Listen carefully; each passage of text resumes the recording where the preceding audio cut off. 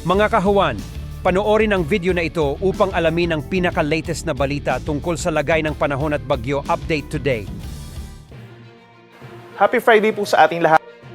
Patuloy pa rin po ang mga pag-ulan dito sa ilang bahagi po ng Southern Luzon and Eastern Visayas. Dulot pa rin yan ng shear line o yung linya kung saan nagtatagpo po ang malamig na northeast monsoon at ang mainit na easterlies. Yung ating northeast monsoon or amihan, malakas pa rin po at nakakaapekto sa natitirang bahagi ng Luzon at unti-unti nang nagdadala ng pagbaba ng temperatura lalo na po sa madaling araw. Habang ang easterlies naman ay siya nagdadala pa rin ng mainit na panahon dito sa ilang bahagi po ng Visayas at malaking bahagi ng Mindanao na meron din mga pulupulong pag-ulan. Wala naman tayo nakikita pa rin na bagyo or low pressure area na posibleng pumasok ng ating Philippine Area of Responsibility sa susunod na 3 araw.